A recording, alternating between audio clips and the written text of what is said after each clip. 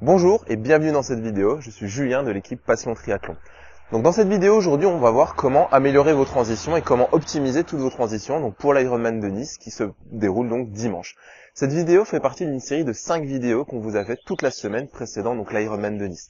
Si vous n'avez pas vu la première vidéo concernant les 3 erreurs alimentaires à ne surtout pas commettre dimanche pendant votre course, je vous invite à cliquer sur le bouton qui s'affiche donc juste au-dessus de mon doigt. La deuxième vidéo concernait donc le vélo. Aujourd'hui on va parler donc de transition. Donc, les mails que vous avez reçus pour l'Ironman de Nice vous ont donc permis de connaître votre dossard. Vous arrivez donc à Nice, vendredi ou samedi, en fonction donc de vos disponibilités, et vous allez donc aller chercher donc toutes vos affaires, en fonction de votre numéro de dossard, et les fameux sacs de transition.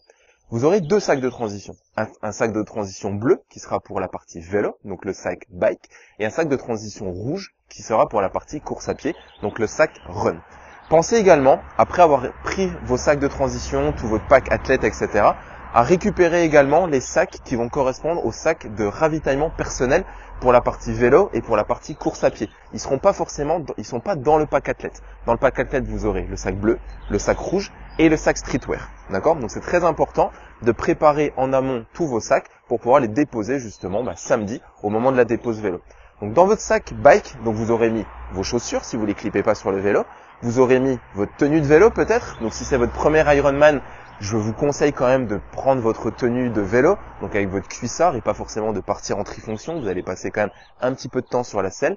Et si ce n'est pas la première fois que vous faites l'Ironman de Nice et que vous voulez améliorer vos chronos, forcément vous allez gagner du temps à ne pas vous changer. Donc dans ce sac, vous allez donc mettre éventuellement vos chaussures, votre cuissard, votre casque, vos lunettes et toute la partie nutrition que vous aurez mis, donc vos bidons, vos barres, etc. Dans le sac rouge, vous allez mettre vos chaussures de course à pied, éventuellement une deuxième paire de chaussettes ou une paire de chaussettes si vous les avez pas mis sur le vélo, une visière ou une casquette, des lunettes de soleil éventuellement pour partir et toute la partie éventuellement nutrition avec laquelle vous voulez peut-être partir avec une flasque, avec des gels, avec des barres que vous pourrez mettre dans vos poches pour la partie course à pied. Donc tout ça, vous allez le déposer donc samedi au moment de la dépose du vélo. Vous allez rentrer dans le parc à vélo, vous allez déposer votre vélo, donc bien rentrer avec le casque sur la tête et la ceinture porte-dossard avec le dossard, déposez votre vélo et à ce moment-là, vous allez donner en fait vos sacs bike et votre sac run à des bénévoles qui vont les placer sur les différents racks Ironman justement pour que vous allez les récupérer donc pendant la course de dimanche. Pensez à bien regarder et vous placer en fonction de votre numéro de dossard avec les rangées et calculer la rangée à partir de l'entrée et de la sortie de la course de la natation, pardon.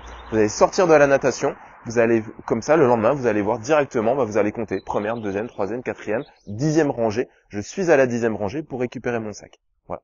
Donc vous allez déposer tous vos sacs, votre vélo. Vous êtes donc prêt pour le jour J de la course qui est donc dimanche. Donc dimanche, qu'est-ce qui va se passer? Dimanche, vous allez arriver sur le parc à vélo. Pensez la veille, j'ai oublié de le dire, à dégonfler les pneus. Il fait assez chaud sur la promenade des Anglais, donc pensez à dégonfler les pneus. Et le matin, ne prenez pas de pompe à vélo. La pompe à vélo, vous ne pourrez pas la déposer dans le sac streetwear, dans le sac que vous allez déposer avec vos affaires que vous allez récupérer après la course. C'est interdit de laisser la pompe dedans. Donc il y aura des pompes dans le parc à vélo, donc vous prenez pas la tête. Donc le matin, vous arrivez avec votre sac streetwear. Les sacs de transition auront été déposés la veille et les sacs de ravitaillement personnel. Le sac streetwear, dedans vous allez mettre quoi? Vos affaires de natation, la combinaison, le bonnet de la course, la puce, vos lunettes, d'accord? Et toutes les affaires que vous allez avoir besoin après la course. Pensez à prendre un pull et des tongs. On a souvent un peu froid après la course et on a un peu les pieds quand même en compote. On est content d'enlever les baskets et les chaussettes après le marathon, donc une petite paire de tongs, ça fait toujours plaisir. Donc tout ça, vous allez vous préparer, vous regonflez vos pneus, vous êtes prêts. Vous allez déposer votre sac streetwear une fois que votre combinaison est enfilée et vous allez vous rendre donc forcément sur le parcours de natation. Après le parcours de natation, comme je l'ai dit, vous allez passer devant les sacs. Vous aurez repéré la veille en fait la rangée dans laquelle vous êtes au niveau de vos sacs et vous allez pouvoir récupérer votre sac de transition donc de vélo. Le sac de transition vélo qui est le sac bleu, il est en bas. La petite astuce c'est quoi? C'est que vous allez récupérer votre sac de transition, donc vous allez vous changer sous la tente ou sous un poncho. La nudité est interdite, n'oubliez pas.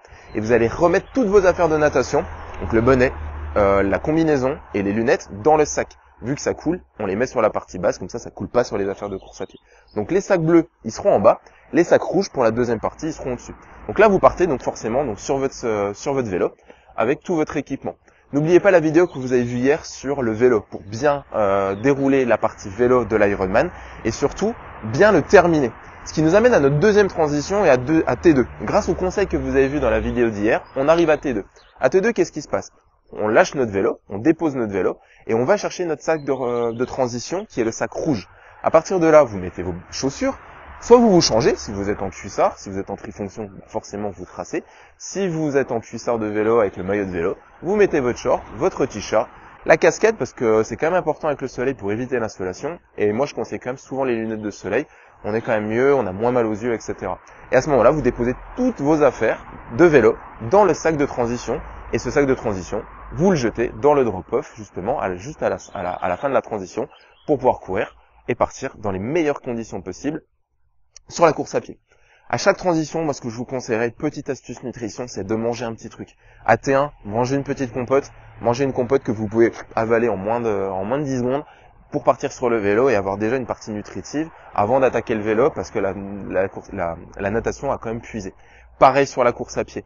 Préparez dans votre sac une petite collation, une banane ou une compote si vous les supportez, si vous les avez testés à l'entraînement. Ça vous permettra de partir tout de suite sur le marathon et de pas attendre le prochain ravitaillement. Voilà.